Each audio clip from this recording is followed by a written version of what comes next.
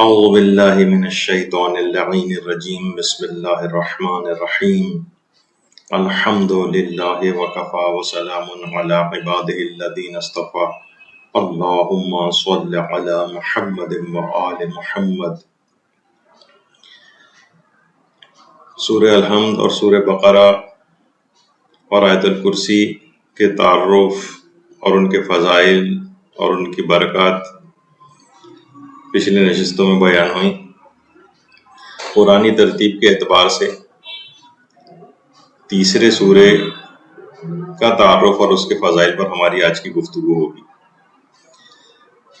دیکھیے، سورہ آل عمران مدنی سورہ ہے، تقریباً 1.5 پارے کے برابر ہے، اور اس قدر عظمت ہے اس سورے کی کہ تفسیر مجموع البیان میں علامہ طبرسی نے پیغمبر اسلام ختم مرتبت صلی اللہ علیہ وآلہ وسلم سے ایک روایت نقل کی ہے، اللہم صلی علی محمد وآل محمد، کہ جو شخص بھی سورہ آل عمران کی تلاوت کرے گا خدا اس کی ہر آیت کے بدلے پل صراط سے گزرنے کا پروانہ عطا کرے گا۔ ہر آیت کے بدلے پل صراط سے گزرنے کا پروانہ اس کو نصیب ہوگا۔ تو بہت اہم اور بہت ہی بافضیلت سورہ ہے۔ اچھا، پہلے اس کے تعارف میں ایک بات بیان ہو جائے کہ اس کا نام سورہ آل عمران کیوں ہے، اس کی وجہ تسمیہ کیا ہے۔ تو دیکھیے، اس آیت یہ جو سورہ ہے، اس سورے کی 32ویں آیت کے بعد سے آل عمران کا تذکرہ آیا ہے اس کے اندر۔ ابھی آل عمران کون ہے اس پہ ہماری گفتگو ہوگی، یہ بھی آگے چل کر بات آئے گی۔ تو اس سورے میں کیونکہ آل عمران کا تذکرہ ہے، اس لحاظ سے اس کو سورہ آل عمران کہا گیا۔ اچھا، نزولی ترتیب کے اعتبار سے یہ 88واں یا 89واں سورہ ہے، 88 یا 89۔ لیکن موجودہ جو قرآنی ترتیب ہے جسے پیغمبر اسلام خود ترتیب دے کر گئے تھے، اس ترتیب کے لحاظ سے اس کا نمبر 30 ہے۔ اچھا، یہ دماغ میں رہے کہ بعض اوقات یہ نزولی ترتیب والے جو مسائل یہ کوئی بالکل اجماعی مسئلے نہیں ہیں، کیونکہ بہت سے لوگ بعض اوقات اعتراض کرتے ہیں کہ نہیں، سورے کا نزولی ترتیب کے اعتبار سے یہ نمبر ہے اور کسی جگہ یہ نمبر لکھا ہوا ہے۔ زیادہ تر انٹرنیٹ وغیرہ پہ جو ایک ترتیب لکھی گئی ہے وہ آیت اللہ ہادی معرفت جو ہیں انہوں نے جو ترتیب لکھی وہ تقریباً ہر جگہ پہ موجود ہے، لیکن یہ خود اس کے اندر بھی مفسرین کے اختلافات ہیں کہ یہ ترتیب کے اعتبار سے یہ سورہ کون سا ہے۔ تو ترتیب آگے پیچھے بھی ہو سکتی ہے، ایک آدھ نمبر آگے پیچھے ہو سکتا ہے، لیکن جو موجودہ جو ترتیب ہے، یعنی نزولی ترتیب کے اندر اختلافات ہیں، لیکن جو موجودہ ترتیب جو قرآن جو ہمارے گھروں میں موجود ہے اس کے اعتبار سے اس کا نمبر 30 ہی ہے، اس میں کوئی ایسا اختلاف نہیں۔ اچھا، اب آتا ہے کہ آل عمران سے کون لوگ مراد ہیں۔ دیکھیں، عمران نام کے تاریخ میں 3 گزرے، ایک تو حضرت موسیٰ علیہ السلام اور حضرت ہارون علیہ السلام کے والد گرامی، وہ بھی ان کا نام بھی عمران ہے۔ دوسرے حضرت مریم سلام اللہ علیہ، ان کے والد گرامی کا نام بھی عمران تھا۔ اور تیسرے حضرت ابو طالب علیہ السلام، ان کا نام بھی عمران تھا۔ اہل سنت کی جو تفاسیر ہیں ان کا رجحان یہاں پر آل عمران سے مراد حضرت مریم کے والد گرامی کی طرف ہے، لیکن تفسیر عمدۃ البیان میں آل عمران سے مراد حضرت علی ابن ابی طالب علیہ السلام مراد ہے۔ اور تفسیر انوار النجف میں ایک روایت بھی اس موضوع پر ہے حضرت ابن عباس کی کہ پیغمبر اسلام ختم مرتبت صلی اللہ علیہ وآلہ وسلم یہ بات ارشاد فرماتے تھے کہ آل ابراہیم سے مراد میں ہوں، میں آل ابراہیم ہوں، اور علی آل عمران ہے۔ اچھا، آل عمران دیکھیے اس میں اصطفیٰ کا لفظ آیا، ان اللہ اصطفیٰ آدم و نوحا و آل ابراہیم و آل عمران و آل عمران علی العالمین۔ تو اس میں ہم نے چن لیا عالمین میں سے آل عمران کو، یعنی آدم کو، نوح کو، آل ابراہیم کو، آل عمران کو۔ تو بعض علماء نے تفسیر میں بات بھی بیان کی ہے کہ یہ غیر معصوم کے لیے ممکن نہیں ہے کہ ان کو عالمین کے لیے چنا جائے، کیونکہ دیکھیے فرشتے بھی عالمین میں شامل ہیں، اور آل عمران فرشتوں سے بھی افضل ہے. تو لہٰذا بعض علماء کہتے ہیں کہ غیر معصوم پر اس کا اطلاق مشکل ہے. تو بہرحال یہ 3 نام گزرے ہیں، عمران نام کے 3 افراد گزرے ہیں. ان میں ایک حضرت موسیٰ اور ہارون کے والد تھے، حضرت مریم کے والد تھے، اور حضرت امیر المومنین کے والد گرامی حضرت ابو طالب علیہ السلام تھے. تو تفاسیر میں اختلاف ہے کہ آل عمران سے کون مراد ہے. بہت سی تفاسیر کے اندر حضرت امیر اور عمران سے مراد رجحان ظاہر کیا گیا ہے کہ حضرت ابو طالب تھے. اچھا، اب سورہ آل عمران کی جو آیات ہیں ان کا شان نزول کیا ہے؟ دیکھیے، اس سورے میں 80 سے زائد آیات نجران کے عیسائیوں کے وفد کے بارے میں، یعنی جنہیں اسلام کی تحقیق کے لیے عیسائیوں نے بہت سارے افراد کو چنا تھا. تقریباً 60 افراد تھے کہ جن کو چنا گیا تھا، اور یہ پیغمبر اسلام کی طرف باقاعدہ وفد کے طور پر بھیجے گئے تھے. اچھا، یہ جو 60 افراد تھے، ان میں 14 افراد تو وہ تھے جو نجران کی ایلیٹ کلاس سے جن کا تعلق تھا، بہت اشرافیہ جسے کہا جاتا ہے. اور ان میں بھی ان 14 میں سے 3 تو سردار تھے. ایک سردار عاقب نام کا تھا، جس کو عبد المسیح کے نام سے بھی پکارا گیا ہے، اور ایک دوسرا سید یا اہم نام تھا اس کا، اور تیسرا ایک اور شخص تھا کہ جو کہ عیسائیوں کی جتنی مذہبی کتابیں ہیں ان کا بہت بڑا عالم اور حافظ تھا. ابو حارثہ اس کا نام آیا روایات میں. تو رسول اللہ صلی اللہ علیہ وآلہ وسلم کے ساتھ ان لوگوں کا مناظرہ ہوا تھا. اچھا، یہ جو آپ یاد رہے کہ یہ جو مباہلے کے موقع پر یہ جو عیسائی آئے تھے مباہلے کے لیے، اس سے پہلے کئی بار مناظرے پیغمبر کے ساتھ ہو چکے تھے. تو اور اسی مناظرے سے پہلے کے حوالے سے یعنی 80 سے تقریباً 80 سے زائد آیات جو ہے وہ نازل ہو چکی تھی. تو مناظرے سے پہلے یہ مباہلے سے پہلے بہت سارے مناظرے ہوئے. تو شان نزول اس اعتبار سے ہے، یعنی اس سورے کی آیات کا، کہ نجران کا جو وفد آیا تھا عیسائیوں کا، جس میں اتنے سارے یہ افراد تھے اور بڑے ان کے عالم بھی تھے، ان کے پیغمبر سے مناظرے ہو رہے تھے، اور اس ضمن میں یہ ساری آیات جو ہے وہ نازل ہوئی. اچھا، اس کے فضائل ابھی ہم آگے چل کر تو اور ذکر کریں گے. اگر ہم اس لحاظ سے دیکھیں تو فضیلتوں کے اعتبار سے تو بہت ایسی جسمانی طور پر جو انسان کو عارض لاحق ہوتے ہیں، اس کے لیے بھی سورہ آل عمران جو ہے وہ ریکمینڈ کیا جاتا ہے. مثلا حمل گرنے سے حفاظت، بہت ساری خواتین بھی پوچھتی ہیں. پیغمبر گرامی ختم مرتبہ صلی اللہ علیہ وآلہ وسلم ارشاد فرماتے ہیں، تفسیر مجموع البیان میں بھی ہے، تفسیر برہان میں بھی ہے روایت یہ کہ اگر سورہ آل عمران کو زعفران سے لکھ کر عورت کے گلے میں لٹکایا جائے، یہاں پہ بھی آپ نے دیکھا کہ زعفران کا لفظ آ رہا ہے، اور یہ بہت سارے عملیات میں اور بہت ساری احادیث میں اس کا ذکر آیا ہے کس چیز سے لکھا جائے.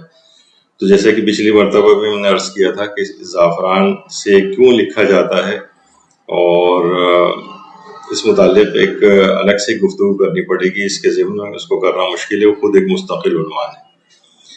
تو اگر سورہ آل عمران کو زعفران سے لکھ کر عورت کے گلے میں لٹکایا جائے جس کا حمل گر جایا کرتا ہو، یہ خطرہ ہو کہ کہیں گر نہ جائے، تھریٹنڈ ابارشن، تو خدا اس کے حمل کو ضائع ہونے سے محفوظ رکھے.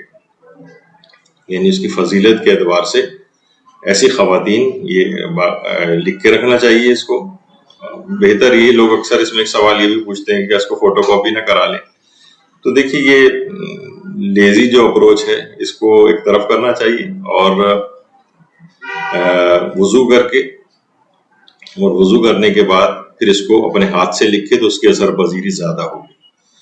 کوئی بالکل خود ہی نہ لکھ سکے تو کسی جو ہیں اس سے لکھوا لے، لیکن بہتر ہے کہ عورت خود لکھے، اور زیر زبر پیش لگانے کی بھی ضرورت نہیں ہوتی ہے اس میں، اور اچھے طریقے سے دیکھ کر اس کو لکھے، اور اس کے بعد عورت اپنے گلے میں اس کو تعویذ کے طور پہ پہن لے تو اس کا حمل گرنے سے محفوظ رہے گا، اور اللہ اس کو اس بچے کو بالکل صحیح و سالم پیدا کرے گا.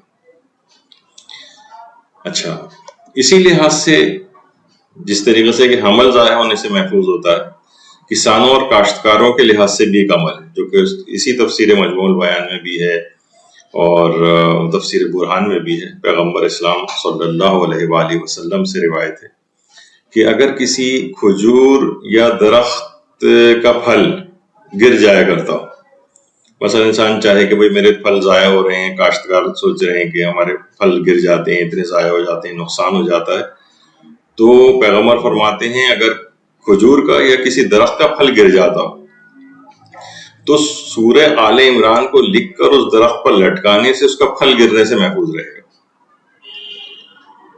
تو دیکھیے یہ سب چیزیں کرنے کی ہیں، معاشرے کے اندر کہیں رائج نہیں ہے، نہ کسانوں کاشتکاروں کے عمل پتہ ہوتا ہے، نہ حاملہ عورتیں جو وہ اس کو ایکسپیرینس کرتی ہیں، پریکٹس کرتی ہیں، ایسا نہیں ہوتا معاشرے کے اندر۔ تو ابھی دیکھیے کہ اسے مکمل اعتقاد کے ساتھ بھی ہونا چاہیے، ہر وقت شکوک و شبہات کے اندھیروں کے اندر انسان بھٹکتا رہے تو پھر اس کے اثر پذیری بھی نہیں چیزوں کی ہوتی۔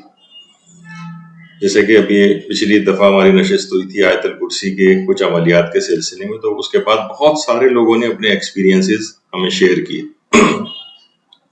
ایک بزرگ فرما رہے ہیں کہ ان کی ٹانگوں میں شدید درد تھا، آیت الکرسی کا جو عمل اس میں بتایا گیا تھا انہوں نے اس کو کیا، تو صرف وقتی طور پر ہی نہیں بلکہ سرے سے ہی ان کے پاؤں کا درد غائب ہو گیا۔ تو بہت ساری اس طرح کی چیزیں ہیں کہ جو انسان کو اعتقاد کے ساتھ کرنی چاہیے۔ روایات میں چیز آئی ہے اور امید ہے کہ پیغمبر اکرم یا ائمہ اطہار نے کہا ہو تو اس پہ عمل کرنے میں کیا حرج ہے، جبکہ ہمیں یقین اور اطمینان ہے کہ ان چیزوں کے جو ہے وہ مثبت اثرات ہوتی۔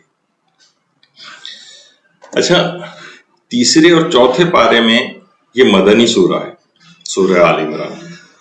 اس کا یہ تیسرے پارے میں بھی ہے اور کچھ حصہ اس کا چوتھے پارے میں بھی ہے، اور 200 کے قریب اس کی آیات ہیں اور 14,984 حروف ہیں اس کے اندر، 14,984 حروف۔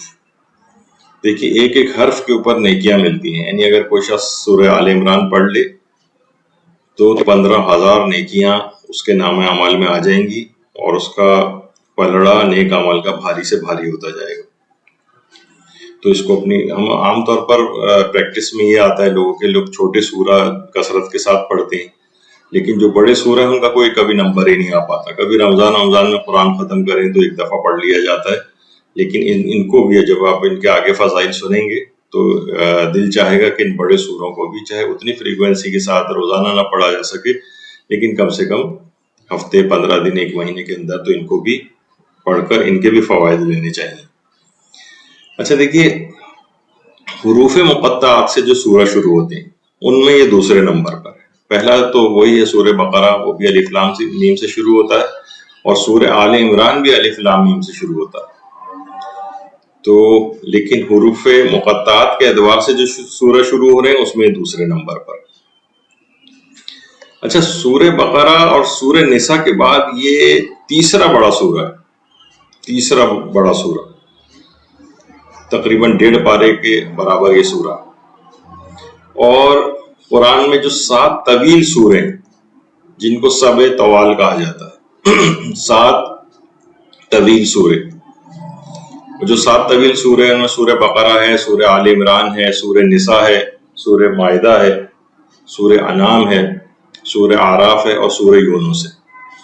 تو یہ 7 سورے ہیں۔ اس میں یہ جو اپنے اس کے اعتبار سے اگر آپ دیکھیں تو یہ تیسرا بڑا سورہ ہے۔ سورہ بقرہ اور سورہ آل عمران کا جو مشترکہ نام ہے وہ الزہراوان ہے۔ الزہراوان کہتے ہیں بہت زیادہ چمکدار شے کو، بہت زیادہ گلیٹرنگ، یعنی قرآن کا جو سب سے زیادہ چمکدار حصہ ہے یہ 2 سورے ہیں، سورہ بقرہ اور سورہ آل عمران۔ اور پیغمبر اسلام خود بھی مرتبہ صلی اللہ علیہ وآلہ وسلم بھی فرماتے تھے کہ تم الزہراوین پڑھا کرو، اور اس سے مراد ان کی یہی سورہ ہوتی تھی۔ سورہ بقرہ کو بھی اس لحاظ سے کہا جاتا ہے اور سورہ آل عمران کو مشترکہ طور پر کہا جاتا ہے۔ اچھا، سورہ بقرہ اور سورہ آل عمران کے مضامین کا بھی آپس میں گہرا تعلق ہے، اور سورہ بقرہ کے مضامین آگے بڑھ کر سورہ آل عمران میں آئے، اور شرف و فضیلت کے اعتبار سے اگر ہم دیکھیں تو قرآن کے اندر شرف و فضیلت کی وجہ سے دیکھیے کہ جس چیز کی شرف و فضیلت جتنی زیادہ ہوتی ہے اتنے ہی زیادہ اس کے نام بھی ہوا کرتے ہیں۔ مثلا اس کا ایک نام ہے الکنز، خزانے کو کہا جاتا ہے۔ اس کا ایک نام الامن بھی ہے، یا نام امن و سلامتی۔ اس کے علاوہ اس کا ایک نام المعینہ ہے، مددگار۔ اس کا ایک نام المجادلہ ہے، یعنی التجا۔ اس کا ایک نام الاستغفار ہے، یعنی بخشش۔ اس کا ایک نام الطیبہ ہے، یعنی پاک و پاکیزہ۔ اچھا، جو اس کی آیات کا نزول ہوا ہے سورہ آل عمران کا، اس کا بھی ایک مقصد ہے۔ علامہ محمد حسین طباطبائی نے تفسیر المیزان کے اندر یہ بات لکھی کہ اس سورے کے نزول کا مقصد اسلام کے دشمنوں کے خلاف اتحاد اور صبر و استقامت کی دعوت دینا، جو کہ اگر اس پورے سورے کا مطالعہ کریں تو اس کے اندر یہ والا پیغام ملتا ہے۔ اچھا، اس سورے کے اندر جو واقعات ہیں، بہت ساری داستانیں ہیں، وہ بھی آپ کے دماغ میں ہو کہ سورہ کتنا اہم ہے، کہ اس میں ایک تو حضرت مریم اور حضرت عیسیٰ کے واقعات ہیں، اور اسی طریقے سے آیت مباہلہ وہ اسی سورے کے اندر ہے آل عمران میں۔ فمن حاجک فیہ من بعد ما جاءک من العلم فقل تعالوا ندعو ابناءنا وابناءکم ونساءنا ونساءکم وانفسنا وانفسکم ثم نبتہل فنجعل لعنۃ اللہ علی الکاذبین۔ تو آیت مباہلہ اس کے اندر اس کے علاوہ جنگ احد اور جنگ بدر کے بہت سے واقعات اس کے اندر ہیں۔ اس کے علاوہ ایک آیت ہے جسے آیت محکمہ و متشابہ کہا جاتا ہے، جو سورہ آل عمران کی آیت نمبر 7 ہے۔ آیت نمبر 7، هو الذی انزل علیک الکتاب منہ آیات محکمات ہن ام الکتاب واخر متشابہات، یعنی اس نے آپ پر وہ کتاب نازل کی ہے کہ اس کی کچھ آیتیں محکم ہیں اور وہی اصل کتاب ہے، اور کچھ آیات متشابہ ہیں، تو جن کے دل میں کجی ہوتی ہے متشابہ کے پیچھے لگ جاتے ہیں تاکہ فتنہ برپا کریں اور اس کی منمانی تعویلات کرتے ہیں، جو پوری آیت ہے۔ تو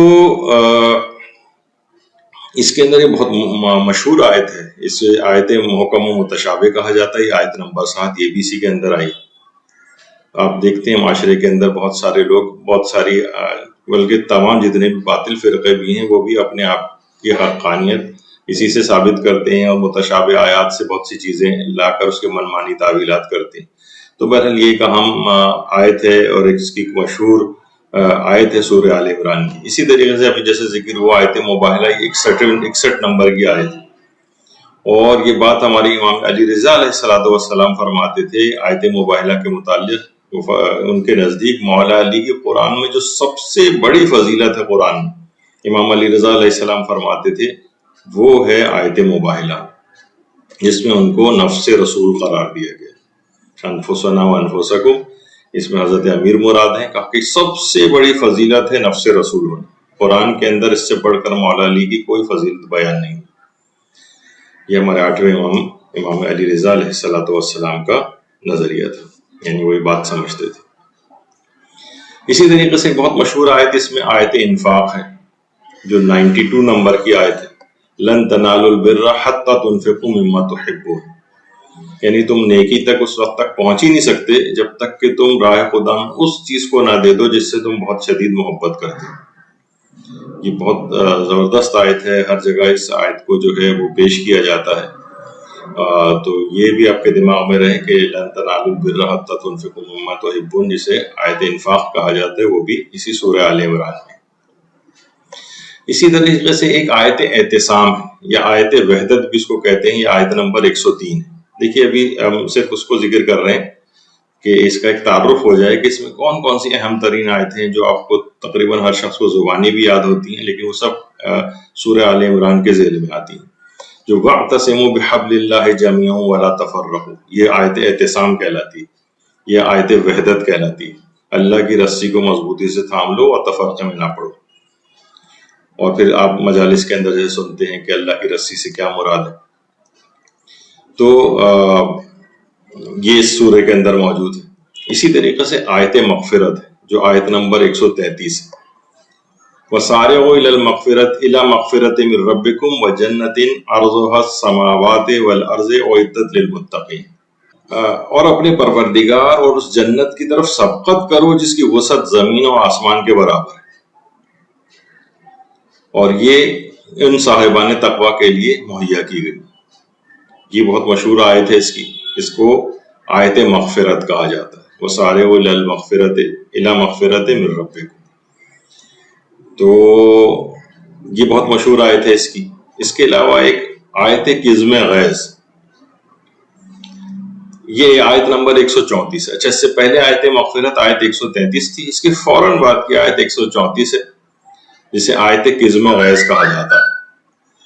الذین ينفقون فی السراء والضراء والکاظمین الغیظ والعافین عن الناس واللہ یحب المحسنین.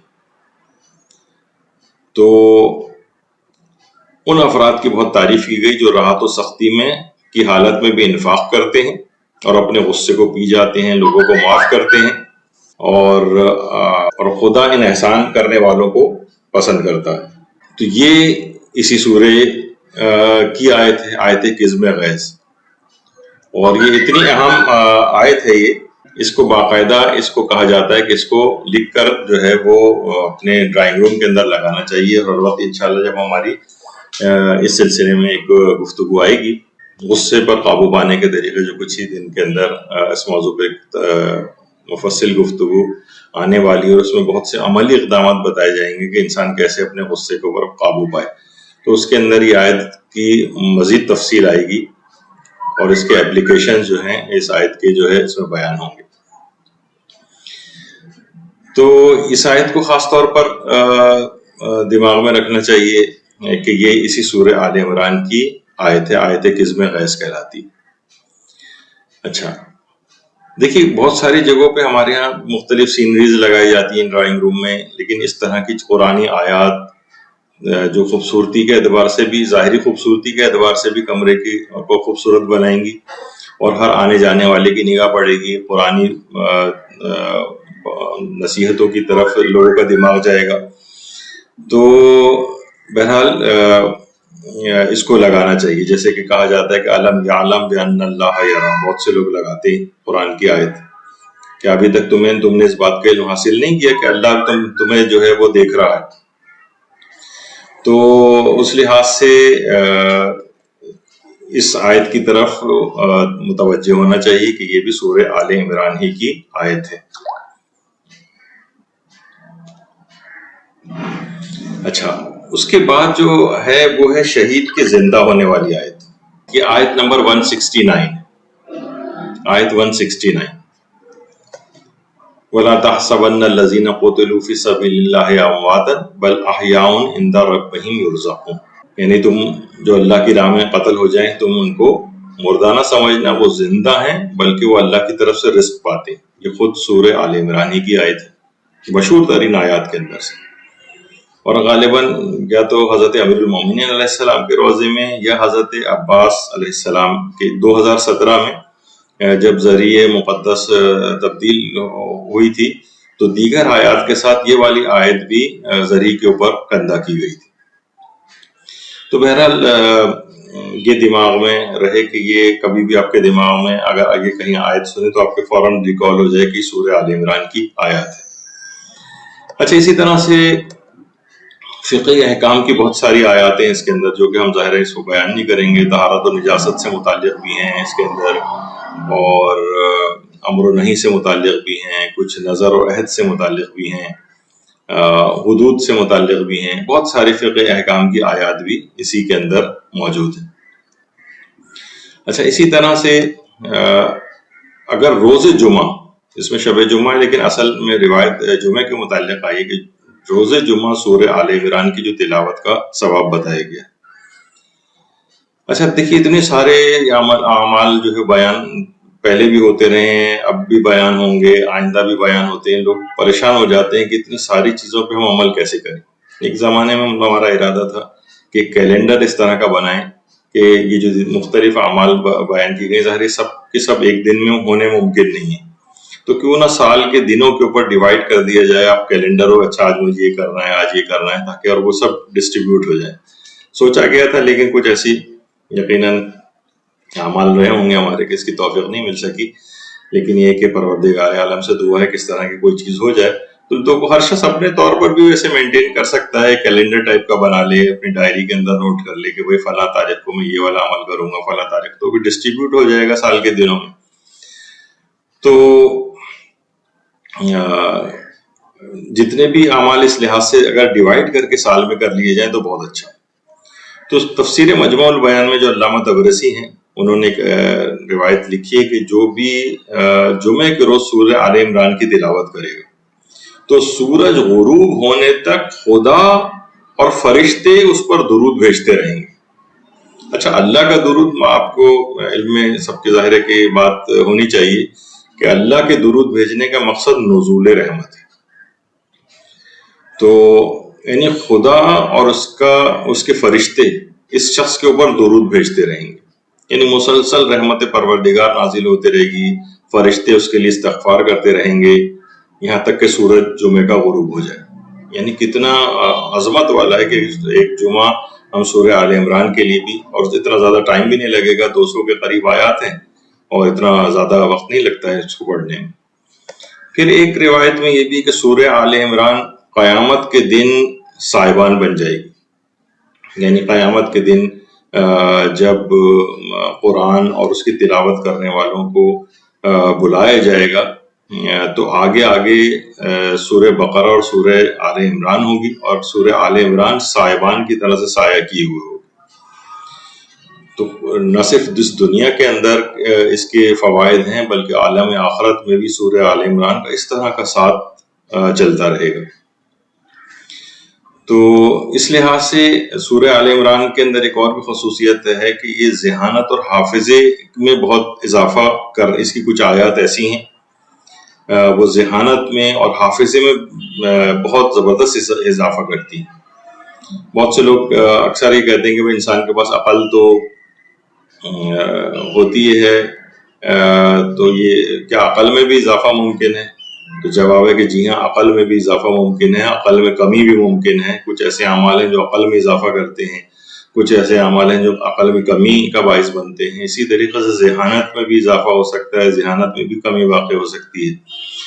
تو سورہ آل عمران کی آیات جو ہیں 6 تا 8 یعنی 6 7 8 اس کے متعلق علماء نے لکھا ہے جو خاص طور پر عملیات کے ماہرین ہیں. اچھا دیکھیے، جو چیزیں اس میں بتائی جاتی ہیں تو اکثر لوگ فوراً کہتے ہیں بھائی یہ کیا کہ مثلا جیسے سورہ آل عمران ہی کے لیے کہ اس کی آیات جو ہیں 6 تا 8 ان کو ایک سبز کاغذ پہ لکھا جائے اور زعفران سے اور گلاب سے تحریر کیا جائے. تو فوراً دماغ میں آتا ہے بھائی سبز کاغذ کیوں، سفید کاغذ کیوں نہیں ہو سکتا، اور زعفرانی کیوں، اس سے وہ کیوں نہیں ہو سکتا. تو اب اس میں جو بھی چیز آپ لے کر آئیں گے تو اس کا بھی سوال ہوگا کہ اسی سے کیوں اور کسی اور سے کیوں نہیں. تو اس میں کوئی ایسا مسئلہ نہیں ہے. ظاہر ہے اس کے جو ماہر لوگ ہوتے ہیں وہی اس کے متعلق اس کی اثر پذیری جس میں زیادہ ہے، جنہوں نے اپنی پوری زندگیاں اس میں لگائی ہیں، وہ علماء ان چیزوں کو بیان کرتے ہیں. تو سورہ آل عمران کی 6، 7 اور 8 آیت یہ اگر سبز کاغذ پہ لکھی جائے زعفران سے اور گلاب سے اس کو تحریر کیا جائے، گلاب کا پانی یا عرق اس میں ملایا جا سکتا ہے اور زعفران کو ملا کر باقاعدہ ایک جو فاؤنٹین پین کہلاتا ہے اس میں اندر بھر کے اس سے لکھا جا سکتا ہے. اچھا، جب اس کو لکھ لیا جائے اس تحریر کو تو پھر علماء فرماتے ہیں کہ آب جاری سے اس کو دھویا جائے اور دھو کر اس کا پانی 7 دن تک پیا جائے. 7 دن تک. اچھا، 7 دن تک کس وقت میں پیا جائے؟ طلوع آفتاب کے وقت پیا جائے اور نہار منہ پیا جائے، یعنی اس سے پہلے کوئی چیز کھائی پی نہ ہو. اور پھر علماء فرماتے ہیں ان 7 دنوں میں اگر کوشش کریں کہ گوشت کی کوئی چیز نہ کھائی جائے تو اس کے ذہانت میں غیر معمولی اضافہ ہو جائے گا اور حافظہ بھی بے انتہا قوی ہو جائے گا. والدین اپنی اولادوں کے کوئی عمل کروا سکتے ہیں، ظاہر بچے خود تو اس طرح سے نہیں کریں گے لیکن ایسا انتظام کیا جا سکتا ہے، اور اتنا زیادہ بڑا بھی عمل نہیں ہے، صرف 7 دن کے لحاظ سے یعنی دوبارہ میں اس کو دہرا دیتا ہوں کہ سورہ آل عمران کی 6، 7 اور 8ویں آیت سبز کاغذ پہ لکھی جائے، زعفران اور گلاب سے تحریر کی جائے، پھر اس کے بعد آب جاری سے اس کو دھو کر اس کا پانی 7 دن تک طلوع آفتاب کے وقت نہار منہ پینا ہے، اور ان 7 دنوں میں کوئی گوشت نہیں کھانا ہے۔ تو علماء نے لکھا ہے کہ ذہانت میں غیر معمولی اضافہ ہو جائے گا اور حافظہ بھی بے پناہ قوی ہو جائے گا۔ اور جیسے کہ ابھی ذکر ہوا کہ والدین ہی اس کو کر لیں، اور اگر اولاد اتنی سمجھدار ہے تو خود اس عمل کو کر لے۔ تو اور کوشش یہ بھی کرنی چاہیے، دیکھیے ہمارے ہاں عام طور پہ یہ ہوتا ہے کہ بہت چھوٹے چھوٹے جو سورہ ہیں، بہت کم آیات کے 5-10 آیتوں کے، وہ تو ہم اپنے بچوں کو حفظ کراتے ہیں، لیکن بچوں میں کیپیسٹی اس سے بہت زیادہ ہوتی ہے۔ یعنی اگر کوشش کی جائے تو ذرا بڑے سورے بھی حفظ کیے جا سکتے ہیں، مثلا 200 آیاتی کا تو یہ سورہ آل عمران بچوں کو حفظ کرائی جا سکتی ہے۔ اور بلکہ بعض اوقات تو یہ اگرچہ ابھی ہمارا موضوع اس لحاظ سے نہیں ہے، تربیت اولاد میں بھی ہم نے اس کو ڈسکس کیا تھا، کچھ چیزیں بچوں کو بطور سزا بھی دی جا سکتی ہیں۔ اچھا، یہ جو آپ کے ہیڈنگ سامنے آ رہی ہے سورہ آل عمران کی حفظ کی سزا، لوگ کہیں گے بھئی یہ کون سی سزا ہے؟ دیکھیے بعض سزائیں جو عام طور پر دی جاتی، جسمانی سزا، مثلا کان مروڑے جا رہے ہیں، تھپڑ مارے جا رہے ہیں، یہ تو جسمانی سزائیں، لیکن بعض اوقات یہ بھی تو ہو سکتا ہے نا کہ مثلا بچے ہیں، ان کو کوئی شرارت پہ تو خیر اتنا نہیں، مثلا کوئی بہت بدتمیزی یا کوئی ایسی چیز جس پہ سزا دینی ضروری ہو، تو آپ اس سے کوئی بھی چیز اس کی پسندیدہ اس سے دور کر سکتے ہیں کہ یہ چیز تو آپ کو اس وقت ملے گی جب مثلا آپ مجھے جو ہے نا یہ فلاں سورہ جو حفظ کر کے سناؤ گے تو یہ چیز تمہیں مل جائے گی، تمہیں اس وقت فلاں جگہ پہ لے کر جائیں گے، پکنک پہ ساتھ، یا کوئی بھی ایسی چیز اچیومنٹ جب تم یہ فلاں چیز کر کے سناؤ گے۔ تو بظاہر تو یہ سزا لگ رہی ہے، لیکن اصلاً یہ اس کے اوپر بہت بڑا ایک احسان ہو رہا ہے بچے کے اوپر کہ اس کو چیزیں یاد ہو رہی ہیں۔ تو کہ تمہیں معافی اس کام کی اس وقت ملے گی جب فلاں سورہ یاد کر کے آؤ گے۔ ابھی کچھ ہی عرصے پہلے شمالی لبنان کی ایک عدالت نے 4 نوجوانوں کو جنہوں نے عیسائی مذہب کی توہین کی تھی، عدالت میں باقاعدہ مقدمہ چلا، بہرحال ثابت ہو گیا کہ انہوں نے عیسائی مذہب کی توہین کی۔ آپ کو پتہ ہے کہ لبنان میں عیسائی بھی ہیں، یہودی بھی ہیں، مسلمان بھی ہیں، مختلف فرقے اس طرح سے ہیں، اور ایک مشترکہ قسم کی گورنمنٹ بھی بنتی ہے، اور وہاں عدالتوں کے ججز بھی جو ہیں وہ ہر فرقے سے تعلق رکھتے ہیں۔ تو عیسائی خاتون جج، جس کو تصویر کو ہم نے تھوڑا سا بلر کر دیا ہے اس وجہ سے کہ وہ بے حجابی والی تصویر تھی، تو عیسائی خاتون جو جج تھی ان کے پاس مقدمہ گیا، تو انہوں نے ایک سزا سنائی کہ ان 4 لڑکوں کو کہا کہ یہ سورہ آل عمران جو ہے حفظ کر کے سنائیں گے تو ان پر سے سزا معاف ہوگی۔ اچھا، ہر کوئی اس فیصلے پر بڑا حیران ہوا، وہ نوجوان خود یہ فیصلہ سن کر حیران و شجدہ رہ گئے، اور پھر یہ طے پایا کہ فلاں مقررہ تاریخ سے ان کو ایک ڈیڈ لائن دی گئی کہ اس وقت تک ان کو حفظ کر کے سورہ آل عمران سنانی۔ تو جس وقت یہ عدالت میں یہ نوجوان آئے تو لوگ بڑے دیکھ کر حیران اور وہ ہوئے ان کو کہ تینوں جو ہیں انہوں نے سورہ آل عمران، 4 جو تھے انہوں نے سورہ آل عمران جو ہے وہ زبانی یاد کی ہوئی تھی۔ اچھا، سب کے ہاتھوں میں قرآن تھے، اور جس وقت وہ جس کو سنانے والے تھے تو اس سے پہلے بار بار قرآن کھول کر سورے کو ریوائز کر رہے تھے۔ تو بہرحال تمام لوگوں نے اس فیصلے کو بڑا اپریشیٹ کیا، اور اس فیصلے کو ایک مذہبی رواداری کے فروغ والا فیصلہ قرار دیا۔ جو لبنان کے وزیر اعظم بھی تھے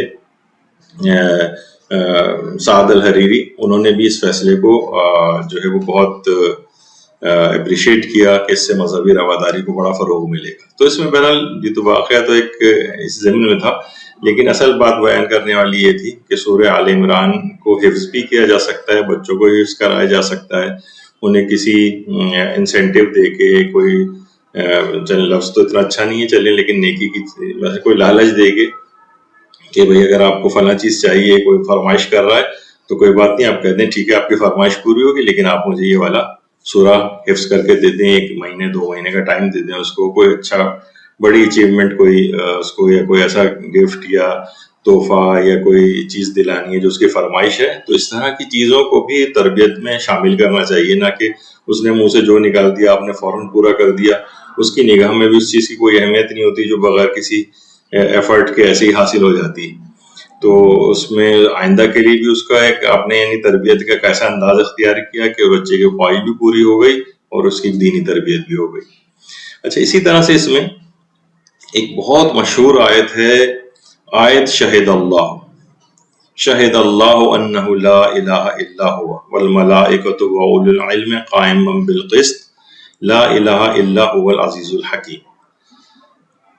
یہ آیت نمبر 18 ہے سورہ آل عمران کی. لیکن جو آیت شہد اللہ، یہ کہا جاتا ہے کہ اس کا 2 آیات پر اطلاق ہوتا ہے. ایک تو یہ آیت نمبر 18 پر سورہ آل عمران کی، اور ایک آیت نمبر 19 پر بھی، یعنی آیت 18 اور آیت 19 سریع الحساب تک آیت 19 ختم ہوتی. تو یہ 2 آیات یعنی ایسی معرکۃ الآراء جسے کہا جائے، یا اتنی عظیم الشان یہ 2 آیات ہیں. اور جیسے کہ ابھی آپ سنیں گے بھی ان کے فضائل، ان کی شان نزول میں بھی یہ بات بیان کی جاتی ہے. جو آیت 18 ہے اور آیت 19 بھی علماء اس میں شامل کرتے ہیں کہ یہودیوں کے 2 بڑے عالم ایک مرتبہ شام سے مدینے آئے. تو مدینے کی جب انہوں نے حالت دیکھی، آ کر کہا کہ تو بالکل ویسی ہمیں بستی لگتی ہے جس طریقے سے ہم نے تورات وغیرہ میں پیش گوئی سنی ہے کہ آخری نبی آئے گا اور جو اس کی نشانیاں بیان کی گئی. تو لوگوں سے جب ان کو معلوم چلا، اطلاع ملی کہ یہاں تو خود ہی ایک ایسی عظیم شخصیت موجود ہے جو خود کو اللہ کا نبی کہتی. یہ اسی زمانے میں وہاں پر آئے تھے دونوں یہودی عالم. انہوں نے کہا چلو چل کے ملاقات کرتے ہیں. خدمت اقدس پیغمبر اکرم صلی اللہ علیہ وآلہ وسلم میں آئے تو دیکھا کہ وہ تمام صفات اس مقدس ہستی میں موجود ہیں جو کہ اس سے پہلے کی جو آسمانی کتب اور مقدس کتابوں کے اندر جس حالت میں بھی ان کے پاس وہ کتابیں تھیں اس میں جو آخری نبی کی علامات بیان کی گئی. تو انہوں نے پوچھا رسول اللہ سے کہ کیا آپ محمد ہیں صلی اللہ علیہ وآلہ وسلم؟ پیغمبر اکرم نے فرمایا ہاں میں محمد اور احمد ہوں. تو انہوں نے کہا کہ اگر آپ ایک سوال کا ہمیں جواب دے دیں تو ہم ایمان لے آئیں گے آپ پر. پیغمبر اکرم صلی اللہ علیہ وآلہ وسلم نے فرمایا پوچھو. کہا کہ اللہ کی کتاب میں سب سے بڑی شہادت و گواہی کس چیز سے متعلق یہ بتائیے. جبریل امین اسی وقت آل عمران کی آیت نمبر 18 شہد اللہ انہ لا الہ الا هو یہ آیت لے کر نازل ہوئی، اور پیغمبر اکرم نے یہ آیت شہد اللہ جو ہے وہ ان یہودی عالموں کو سنا دی. سنتے ہی وہ دونوں اسی وقت ایمان لے آئے. اللہم صلی علی محمد وآل محمد. تو اس کا آیت شہد اللہ کا شان نزول اس لحاظ سے بیان کیا جاتا ہے. اور پیغمبر اسلام آیت شہد اللہ کی میدان عرفات میں بھی تلاوت فرماتے تھے. جو روایت ملتی ہے کہ میدان عرفات میں بھی تلاوت فرمائی اس آیت کی. اور ہر نماز کے بعد بھی آیت شہد اللہ کو پڑھنا جو ہے بہت ثواب رکھتا ہے. ہر نماز کے بعد تفسیر روح المعانی میں بھی ایک روایت ہے حضرت ابو ایوب انصاری سے کہ پیغمبر اسلام نے یہ بات ارشاد فرمائی صلی اللہ علیہ وآلہ وسلم کہ جو شخص بھی نماز کے بعد سورہ فاتحہ، آیت الکرسی، آیت سورہ آل عمران کی آیت 18 یہ شہد اللہ اور 19ویں بھی چلیں اس میں شامل کر لیں. اس کے علاوہ آیت نمبر 26 سورہ آل عمران کی وہ تو عز من تشاء تو ذل من تشاء جس میں آتا ہے، اگر کوئی شخص یہ تلاوت کر لے یعنی سورہ فاتحہ، آیت الکرسی، آل عمران کی آیت 18، 19 اور آیت نمبر 26 تو اس کے تمام گناہ معاف کر دیے جاتے ہیں اور 70 حاجات اس کی پوری کی جاتی ہیں، جس میں سے کم ترین حاجت جو ہے وہ مغفرت کی حاجت ہے کہ اس کے سارے گناہ معاف ہو جائیں. کم ترین حاجت، سارے گناہ معاف. تو سوچی اس سے بڑھ کر جو باقی 69 اور 69 حاجات اور ہوں گی کیا کچھ جو کہ اس سے کہیں زیادہ وہ بھی سب قبول ہو جاتی ہیں اس کے حق میں. تو ہر نماز کے بعد اس کو پڑھنے کی اتنی تاکید ہے. انشاءاللہ جب ہم شاید اس موضوع پر ایک گفتگو رکھیں کہ ہر نماز کے بعد دعائیں تو سب کو پتہ ہیں، تسبیحات بھی پتہ ہیں، لیکن کون کون سی آیات قرآنی تعقیبات میں پڑھنا ثواب رکھتا ہے جس کی تاکید آئی کہ ہر نمازوں کے بعد ان آیات قرآنی کی تلاوت کی جائے. اس کا ایک پیکیج ہے ان آیات کا اور بہت زیادہ بھی نہیں ہے 10 12 15 کے قریب، اس سے زیادہ آیات نہیں ہوں گی وہ، لیکن وہ ہر نماز کے بعد ان کو پڑھنے کی بہت زیادہ تاکید آئی۔ تو اس کے اندر آیت شہید اللہ ہوگی، آیت نمبر 18 جو سورہ آل عمران کی، وہ انشاءاللہ اپنی اس میں ہم بیان کرتے رہیں گے۔ تو ہر نماز کے بعد بھی اس کو پڑھا جائے۔ اچھا، پھر اس کے اندر وہ اولو العلم قائما بالقسط، یعنی وہ صاحبان ایمان جو کہ عدالت پر قائم، انصاف پر قائم، ان کی جو تعریف بیان ہوئی، یعنی وہ توحید پر ان اہل علم کی گواہی جو کہ عدالت پر قائم۔ ان سے مراد کون ہے؟ اولو العلم قائم بالقسط کون ہے؟ کون؟ تو تفسیر عیاشی میں بھی یہ روایت ہے کہ اس سے مراد مولا کائنات حضرت امیر المومنین علی ابن ابی طالب علیہ الصلوۃ والسلام، اور دیگر اور جو روایات ہیں اس میں دیگر معصومین کو بھی اس سے مراد لیا گیا ہے۔ یعنی امام نے خود فرمایا ہے کہ نحن اولو العلم قائم بالقسط، یعنی وہ اولو العلم جس کا قرآن میں تذکرہ آیا وہ ہم ہیں۔ تو ابھی آپ نے سنا کہ آیت شہید اللہ جو ہے اس کو نماز کے بعد پڑھنا چاہیے، تعقیبات نماز میں پڑھنا چاہیے۔ یہ وجہ ہے کہ عروۃ الوثقی جو ہماری کتاب ہے فقہ کی، اور تقریباً تمام علماء اس پہ حاشیے بھی لگاتے ہیں، اس میں تعقیبات نماز میں آیت شہید اللہ کو پڑھنے کا استحباب بھی بیان ہے۔ تو انشاءاللہ جیسے کہ ہم نے کہا کہ وہ بہت سی آیات قرآنی کہ جن کو تعقیبات نماز میں پڑھنے کا حکم ہے، یہ ہم الگ سے ایک عنوان کے طور پر کسی درس میں ذکر کریں گے۔ اچھا، سوتے وقت آیت شہید اللہ کی تلاوت کا بھی بہت ثواب ہے۔ تفسیر مجموع البیان میں علامہ طبرسی نے پیغمبر اکرم ختم مرتبہ صلی اللہ علیہ وآلہ وسلم سے روایت نقل کی ہے کہ جو بھی اس آیت کو، آیت شہید اللہ کو سوتے وقت تلاوت کرے گا تو خدا 70,000 فرشتے خلق کرے گا جو قیامت تک اس کے لیے طلب مغفرت کرتے رہیں۔ یعنی صرف اتنی مختصر سی آیت جو چند سیکنڈز کے اندر پڑھی جاتی ہے، پیغمبر فرماتے ہیں سوتے وقت اگر کسی نے اس کی تلاوت کی 70,000 فرشتے خلق ہوں گے جو قیامت تک مسلسل اس کے لیے طلب مغفرت کرتے رہیں۔ کیا عظمت ہے، اور کتنی آسانی کے ساتھ پروردگار نے ہماری مغفرت کو قرار دے دیا ہے کہ صرف سونے سے پہلے اس کو تلاوت کرنا ہے، 70,000 فرشتے مسلسل اس کے لیے طلب مغفرت قیامت تک کرتے رہیں۔ اچھا، یہ تو فقط یعنی اگر آپ صرف یہ آل عمران کی آیت 18 کی بات کر رہے ہیں، صرف اس حد تک ہے، لیکن اگر دیگر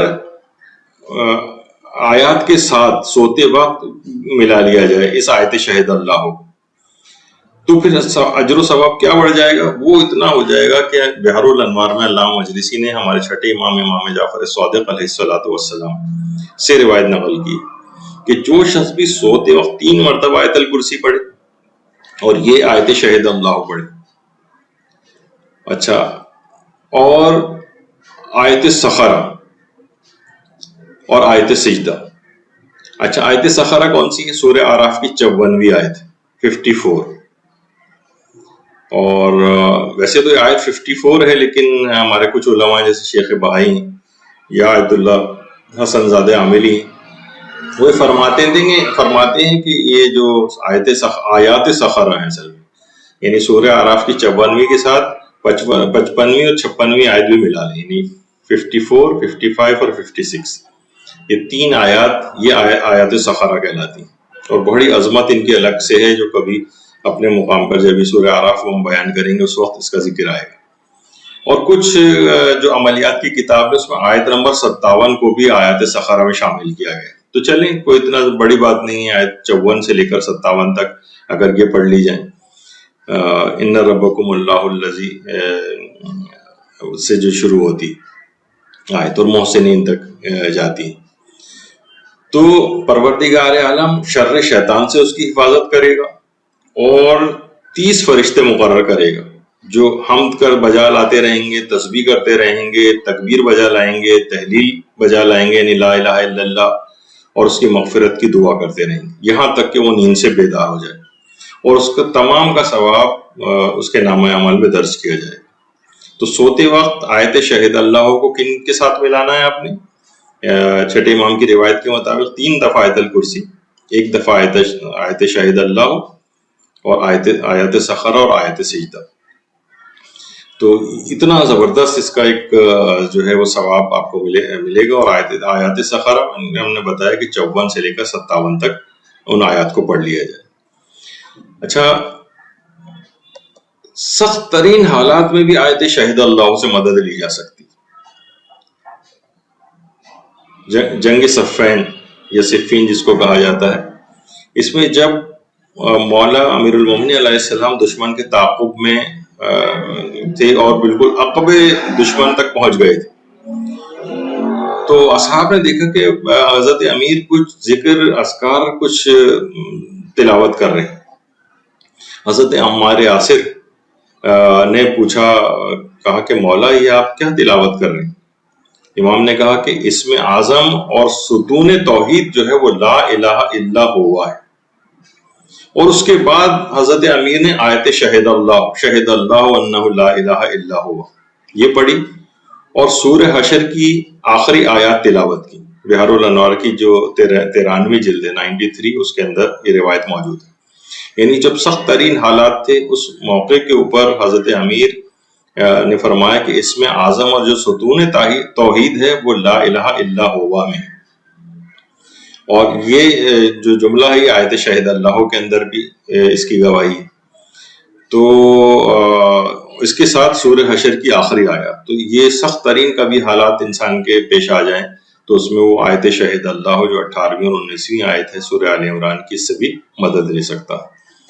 اور مرتے وقت بھی اس آیت کا بہت فائدہ ہے. سورہ آل عمران کی کشف الاسرار کی جو دوسری جلد ہے اس میں ایک حکایت بیان کی گئی، اور یہ والی جو حکایت ہے یہ خبر گزاری حوزہ جو حوزہ علمیہ قم کی خبر رسانی کی جو ایک ویب سائٹ ہے اس کے اندر بھی یہ حکایت جو ہے وہ آپ کو ملے گی، ورنہ کشف الاسرار کتاب کی دوسری جلد میں ہے. اور جو ویب سائٹ ہے خبر گزاری حوزہ، اس میں فعالیت آیت بزرگ ترین کے نام سے اس کی حکایت لکھی ہوئی. تو بڑی عجیب و غریب ہے یہ کہ ایک شخص تھا کہ جو کہ ان آیت شاہد اللہ ہوئی جو سورہ آل عمران کی 18ویں اور 19ویں آیات کی بہت زیادہ تلاوت کرتا تھا، بہت زیادہ. اور جب بہت زیادہ تلاوت، بہت سے لوگ ہوتے ہیں اتنا کلک کر جاتا ہے ان کو کہ ہر وقت پھر ان آیات کی یا ان سوروں کی تلاوت کرتے رہتے ہیں ساری زندگی. اور وہ ایک بات کہتا تھا پروردگار میں یہ تیرے پاس امانت رکھوا رہا ہوں، جس وقت مجھے اس کی ضرورت ہو مجھے اس کو لوٹا دینا. اچھا دیکھیے ایک چیز اور بھی ہے، جب آپ زیارات پہ جاتے ہیں مقامات مقدسہ کی زیارت پر، تو وہاں پر عربی میں بہت ساری دعائیں وغیرہ بھی پڑھائی جاتی ہیں.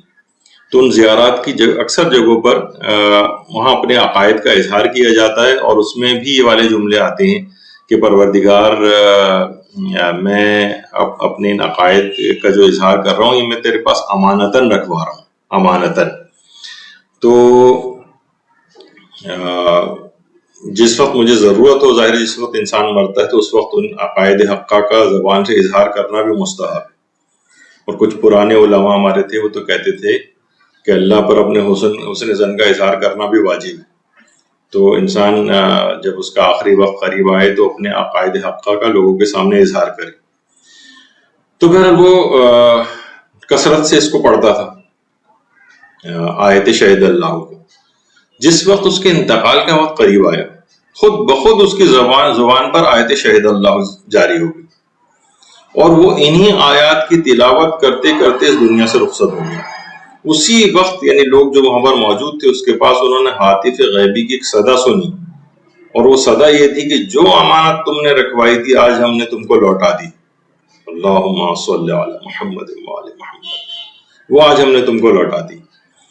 تو ان آیات کی مسلسل تلاوت اگر ہر نماز کے بعد ہے تو ویسی زبانی بھی طور پر آپ کو یاد ہو جائیں گی. دو تو چھوٹی سی آیتیں ہیں 18ویں اور 19ویں، ہر نماز کے بعد ہوگی تو یاد ہو جائے گی. اور اس کی جب بھی یاد آئے اس کی تلاوت کرتے رہیں اور یہ بات کہیں کہ پروردگار وقت آخر یہ میں تیرے پاس امانتاً رکھوا رہا ہوں، وقت آخر جب میرا ہے تو جب مجھے ان کی حاجت ہو تو مجھے لوٹا دینا، جیسے کہ آپ نے اس حکایت میں بھی یہ بات سنی. تو بڑے ان چیزوں کے فائدے ہیں ان آیات کے، اور یہ سورہ آل عمران کی آیت 18 اور 19۔ اچھا، علماء فرماتے ہیں ایک بڑی عجیب بات اس میں یہ ہے کہ آیت شہد اللہ میں اللہ نے خود اپنی توحید کی گواہی دی، اپنی وحدانیت کی گواہی دی۔ ورنہ دیکھیے ہم گواہی دیتے ہیں کہ اللہ ایک ہے، لیکن یہاں کیا ہے؟ شہد اللہ انہ لا الہ الا اللہ، یعنی اللہ خود گواہی دیتا ہے کہ اس کے سوا کوئی معبود نہیں۔ باقی گواہیاں ہم خود دیتے ہیں، یہاں اللہ خود گواہی دے رہا ہے۔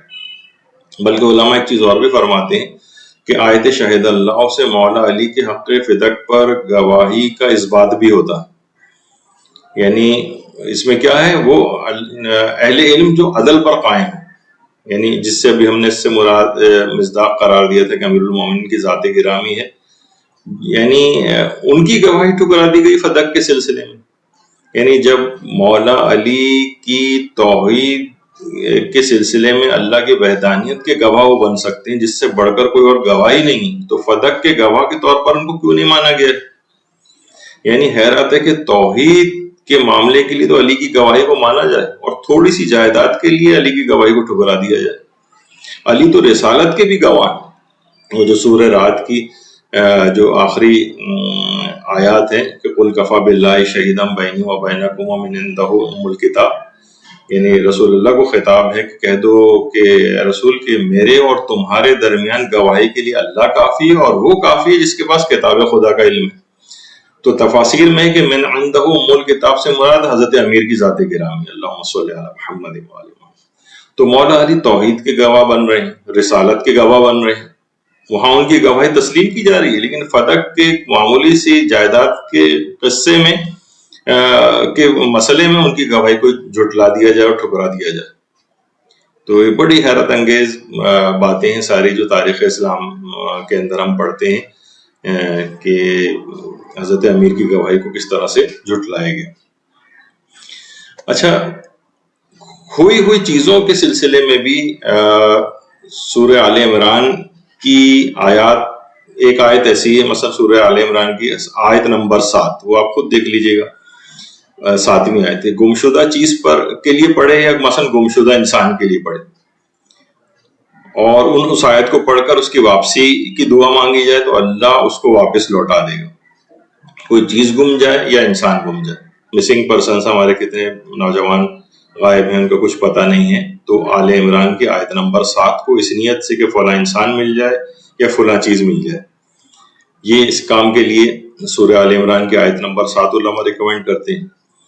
اس کے علاوہ شک و وسواس کی بیماری کسی کو ہو جائے، لوگ کتنا پریشان ہیں، ہر وقت ہاتھوں کو دھوئے چلے جا رہے ہیں، اب تو خیر یہ بھی وسواس کی حد تک بہت ساری چیزیں کووڈ وغیرہ میں بھی ہو گئی ہیں کہ اکیلے گھر میں بھی آدمی ہر تھوڑی دیر بعد نہ کسی سے مل رہا ہے، نہ کچھ کہیں ہاتھ لگ رہے ہیں، تب بھی ہاتھوں کو دھوئے چلے جا رہا ہے۔ خیر، آیات جو آل عمران ہے اس میں 16 تا 18 وسواس اور شک کی بیماری کے لیے، یعنی اگر 16، 17 اور 18ویں آیت، اس میں بھی جو روحانیت اور اس کے جو علوم کے ماہرین ہیں وہ فرماتے ہیں کہ اگر کوئی شخص بہت زیادہ وسواس میں مبتلا رہتا ہے، شک و شبہات میں مبتلا رہتا ہے، ممکن ہے نجاست و طہارت کے شک ہوتے ہوں، وسواس آتے ہوں، ممکن ہے عقائد کے سلسلے میں آتے ہوں، تو وہ سفید شکر پر پڑھ کر، چینی جو میٹھی چیز ہوتی ہے، سفید شکر، 16 تا 18ویں آیت سفید شکر پر پڑھے، اور اس میں اس کو حل کرے آب شبنم